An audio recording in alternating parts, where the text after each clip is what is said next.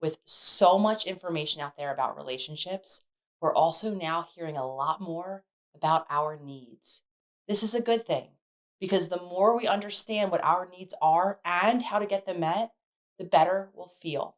So today, I'm going to talk about our basic emotional needs and how we can get them met. So, first, what are emotional needs? Just like we have basic needs for survival, meaning food, shelter, water, we also have emotional needs that help us thrive as human beings.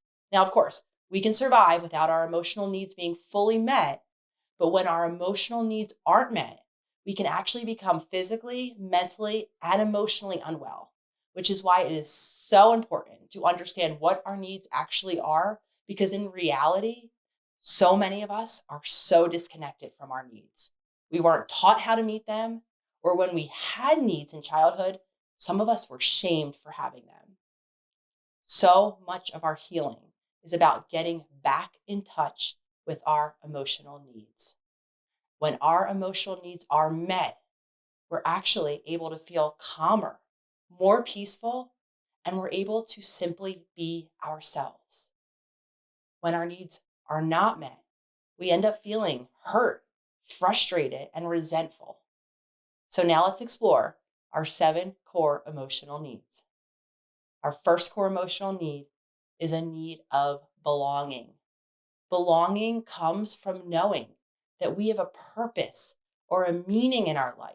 Meaning can come from having a connection to our family, to building a business or a career, to simply having a supportive community. When we have meaning and at the same time we feel connected, we feel we belong. Now, of course, there are so many different ways that we can feel we belong, but ultimately, when we feel supported in being who we are, and when we're aware of who we feel belonged. Our second emotional need is for safety. Safety comes from simply being in an environment where we can put down our defenses, where we can be relaxed, and where simply we can be our authentic self. It's a space where we don't feel like we're being controlled, or we don't feel like we're being harshly judged.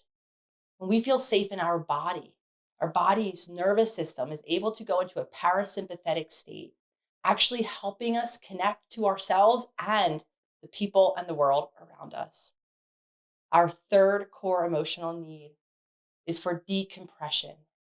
Today, we live in a fast paced, always connected world, lifestyle, which can be a lot for our nervous system. Decompression is simply having privacy, time, space to just be quiet or to just be in solitude, be in our own presence. Some of you might even find yourself hiding in your car or maybe in your bathroom, just a couple moments when you can have a second to regroup. It is so important to begin to intentionally carve out time for those moments to decompress, especially if we're sensitive to overstimulation or if we feel drained, as a lot of us do when we're around a lot of people for a long amount of time. It is so helpful to begin to explore for yourself how you feel when you're around others and how much time and space you need alone to decompress, to regroup, to find your center again. Our fourth core emotional need is for autonomy. The easiest way to think of autonomy is having a say in our own lives. We get to choose our values, we get to choose how we exist in the world. I'm sure a lot of you can maybe even right now think of a time when you didn't have autonomy, where maybe you felt pressured or maybe you felt controlled by another person. You can probably feel now how bad that feels. Humans need the time and space to make their own choices and their own decisions or to be autonomous. Our fifth core emotional need is for intimacy. We are at our core social creatures, and our connections to other people is one of the most important needs that we share as human beings.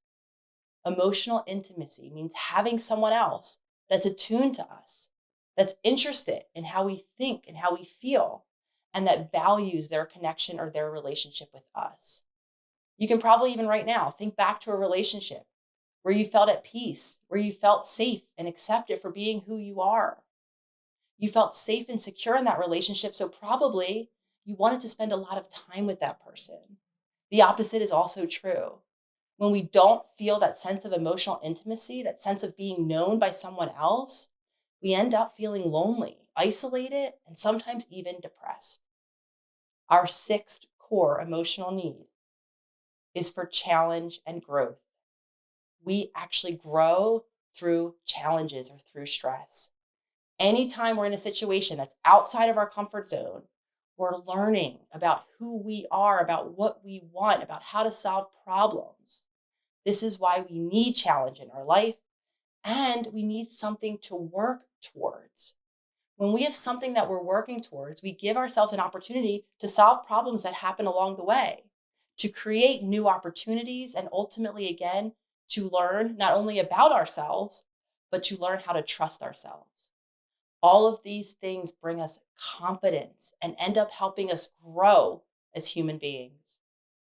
The seventh core emotional need is for self-connection. Just as we have a deep need to be connected to other people, we also have a deep need to be connected to ourselves. A major part of this self-connection is having self-awareness, being witness, seeing clearly our own behaviors, learning how to also witness our thoughts and our emotional reactions. This includes our ability to self-soothe or to calm ourselves after stressful situations.